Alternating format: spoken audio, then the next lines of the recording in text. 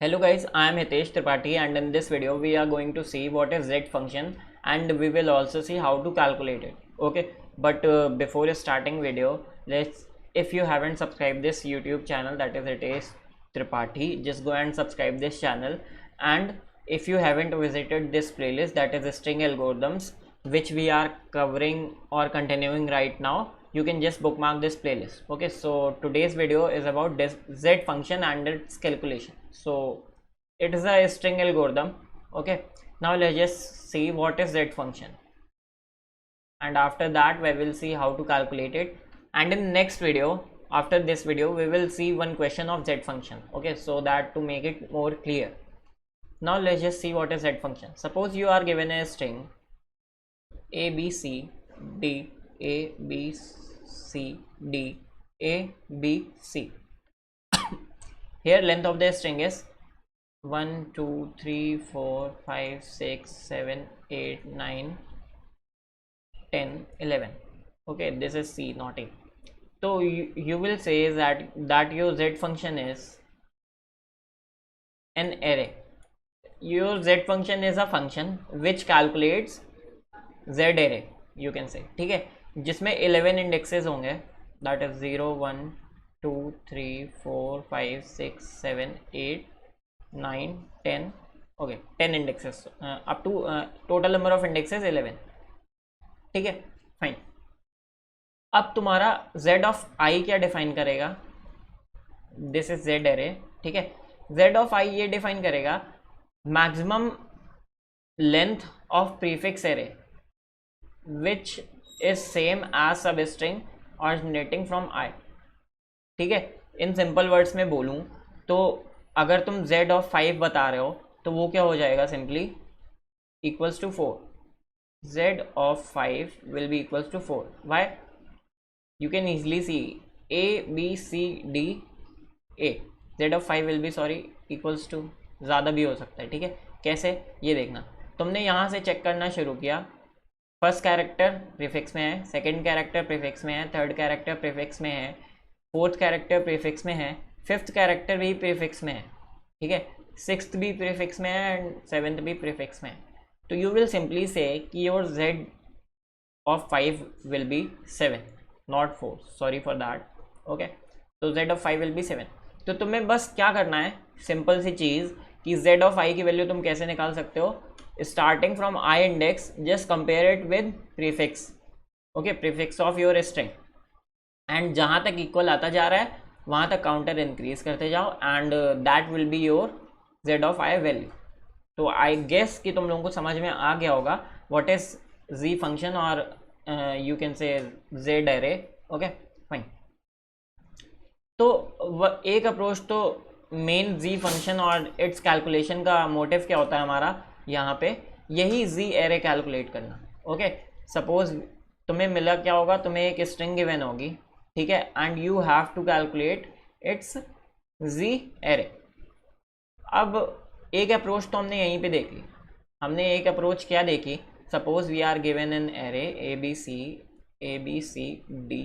ठीक है, and what we can do easily, for suppose हम z ऑफ i की वैल्यू निकाल लें तो हम क्या कर सकते हैं, एक यहाँ से स्ट्रिंग चलाएं, चलती रहेगी. ठीक है, एंड एक काउंटर हम यहाँ से लगाएं और जहाँ तक कैलकुलेट होता जाएगा काउंटर बढ़ा के वो वाली वैल्यू हमें मिल जाएगी. And for this index z of i will be equals to 3.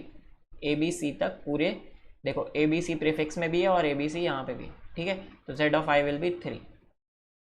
तो यू कैन ईजिली चेक कि इस अप्रोच की कॉम्प्लेक्सिटी क्या है, n square. Why? Because we are using 2 loops for calculating values of z array. Okay, and n square complexity मैं नहीं बताने वाला हूँ क्योंकि ऑब्वियसली ऑप्टिमाइज नहीं है तो उसका कोई यूज़ नहीं है. Okay, but you can easily see कि इसकी कॉम्प्लेक्सिटी n स्क्वायर है. ठीक है, where n is the size of your string. Okay, but obviously we can optimise it using some more method, implementation method only, and we can optimize it up to O of n. हम linear time में भी ये z array निकाल सकते हैं. कैसे? इसके लिए अब हम चलते हैं अपने CP एल्गोरिदम्स की वेबसाइट में, ठीक है। सिंस पूरी की पूरी एल्गोरिदम, इसका प्रूफ सब कुछ यहाँ पे गिवन है, सो इसका कोई तुक नहीं बनता कि मैं और कहीं पे लिख के आपको दिखाऊं। So I will explain you in this website only everything, ठीक है। I have already explained you its naive approach, that is of O of n square, okay, and what is z function. Now we will discuss approach of linear time, okay, fine. Now what is z function you already know, and this article is presenting calculating z function in O of n time, okay. Now simply if you will say कि you have an array S and its size is n, okay, and you are calculating z function where z function will calculate an array z of size n, ठीक है। Suppose कोई तुम्हारी string है जिसका n size है और उसमें तुम z फंक्शन निकाल लो और z array, ठीक है। तो उसमें z नॉट की जो वैल्यू है वो क्या होगी? सबसे पहले तो ये देखो, z नॉट की वैल्यू नॉट डिफाइंड है in this case, z function के केस में। Here it is written, why?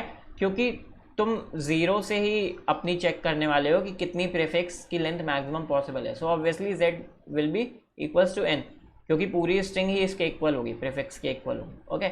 So in this case हम z नॉट को n भी ले सकते हैं, but in CP algorithms website they took z not as 0, okay. It will not affect in our algorithm, तुम 0 लो तो भी ठीक है, ठीक है। तो इन this website here in this implementation they have taken z naught as 0, okay, fine. Now z of I हमें पता है कि maximum substring length starting from I that will be equals to prefix length substring, okay, fine.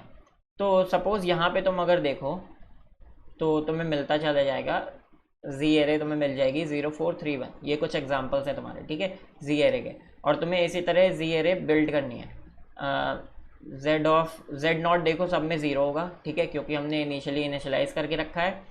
फिर अगर तुम यहाँ से start करो, ठीक है, सेकेंड इंडेक्स से, तो सेकेंड इंडेक्स से तुम्हें वैल्यू क्या मिल जाएगी? 4। थर्ड इंडेक्स से स्टार्ट करोगे 3, फिर उसके बाद 2, फिर उसके बाद 1। Trivial method of O of n square I am not going to discuss because ये ऑलरेडी मैंने बता दिया, ठीक है। You can easily understand this trivial method, okay, और naive approach. Now efficient method क्या होता है, मैं डायरेक्ट अप्रोच बताता हूँ। इफिशिएंट मेथड जो है, किस कोई सपोज स्ट्रिंग गिवन है तुम्हारी a b b, okay, and you are calculating z of I for this index, okay. z of I अगर तुम इस इंडेक्स के लिए निकाल लो तो तुम्हें बस एक चीज चाहिए यहाँ पे, ठीक है, दैट इज राइट मोस्ट, ये जो चीज लिख रहा हूं ये चीज ध्यान से देखना, राइट मोस्ट सब स्ट्रिंग,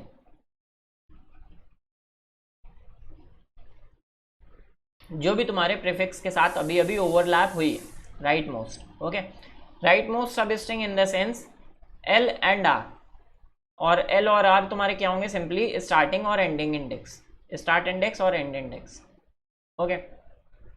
तो सपोज अब हमें क्या करना है, z ऑफ I की वैल्यू O ऑफ n में निकालनी है, सिंपली लीनियर टाइम में। मतलब हमें z ऑफ I के लिए कोई कैलकुलेशन नहीं करनी है और बहुत कम ऑपरेशन से करने हैं, लाइक कांस्टेंट ऑपरेशन, और हमें उसकी वैल्यू निकालनी है ना। तो ऑब्वियसली पहले हम क्या कर रहे थे, z ऑफ I निकालने के लिए we were iterating in the string from starting, हम इटरेट कर रहे थे।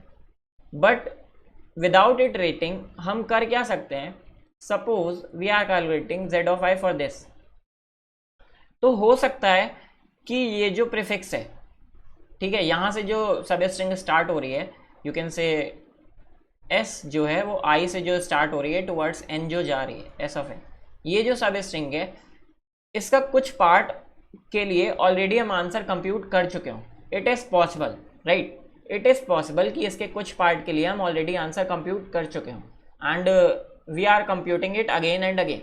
सो बस हमें इतना चेक करना है कि whether there is some part for which we have calculated the answer already, okay. अब ये चीज़ हम कैसे चेक कर सकते हैं, तो सिंपली देखो एक चीज़ a b, what we can do is, मेरे पास z ऑफ i मैंने यहाँ पे निकालना है, ठीक है, and I have some substring, right most substring already, okay, जो भी राइट मोस्ट सब स्ट्रिंग है मेरे पास उसकी रेंज है, that is l and r, okay. Let's say कि दो पॉसिबिलिटीज हो सकती हैं, obviously I am starting from left to right, okay, दो पॉसिबिलिटीज हो सकती हैं। एक कि जो L R right most substring है वो मेरी कुछ ऐसी होगा इन द सेंस वो मेरी ith इंडेक्स के साथ ओवरलैप ना कर रही हो, okay. There is a possibility कि जो मेरी राइट मोस्ट सब स्ट्रिंग है वो ith इंडेक्स के साथ ओवरलैप ना कर रही हो, okay. And there is second possibility कि जो मेरी एल और आर रेंज है that is right most substring जिसका कोई प्रीफिक्स प्रेजेंट है इस स्ट्रिंग में, वो क्या कर रही हो, मेरे ith इंडेक्स के साथ ओवरलैप कर रही हो। Suppose this is your l and this is your r, तो ith इंडेक्स जो है वो इसमें ओवरलैप कर रहा हो। There are two possibilities, okay. तो obviously this case can do something for us, जब ओवरलैप कर रही हो this case can do something for us. जब ओवरलैप नहीं कर रही है, लाइक ये वाला केस, सपोज अभी ith इंडेक्स के साथ इसका कोई मतलब नहीं है, ठीक है, ये वाले केस का, सो वी कैन से कि जब ओवरलैप ही नहीं कर रही तो उसका कोई मतलब नहीं है, we can't do anything using that, ठीक है। तो एल और आर का यूज हम कब कर सकते हैं, जब ओवरलैप कर रही हो, लेट्स से दिस केस, ठीक है, suppose this is your L right now and this is your R. Now since this string, ये जो तुम्हारी एल आर है ये राइट मोस्ट सब स्ट्रिंग है जो तुम्हारी प्रीफिक्स में भी प्रेजेंट है, ठीक है। मैं इसका कोई एक एग्जांपल लेता हूँ, राइट नाउ तो ये ऐसा है नहीं, तो मैं इसका कोई एक सिंपल सा एग्जांपल ले लेता हूँ। ऐसी कोई स्ट्रिंग लेता हूँ जिसमें जो एल आर है वो ओवरलैप कर रहा हूँ, ठीक है, like ABCD,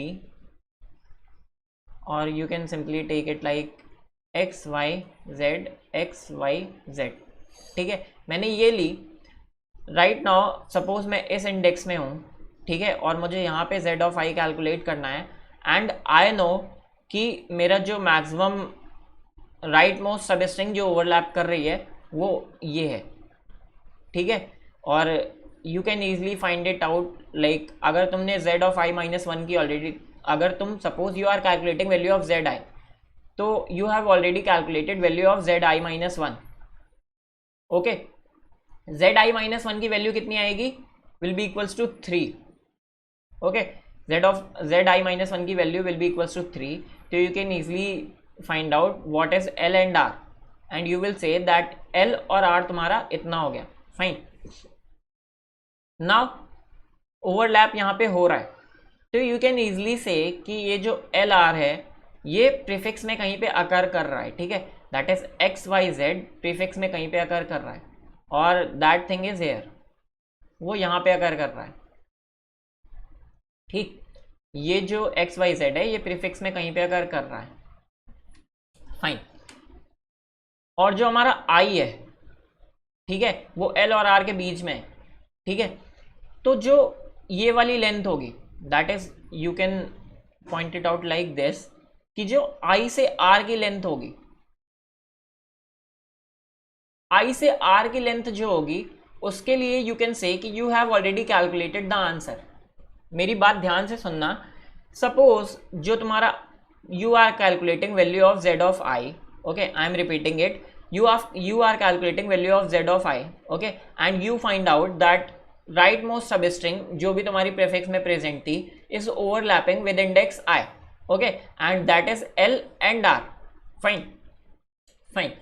Now this lr string is also occurring in the prefix somewhere, and that position is this, ठीक है, here is x y z, so you can easily say you have already calculated the value for string, for substring s from I index to r index, you have already calculated it, you can easily say it, और तुम्हें यहाँ पे दिख भी जाएगा कि तुमने yz के लिए, that is substring yz जो है, अगर मैं यहाँ पे थोड़ा सा क्लियर कर लूँ,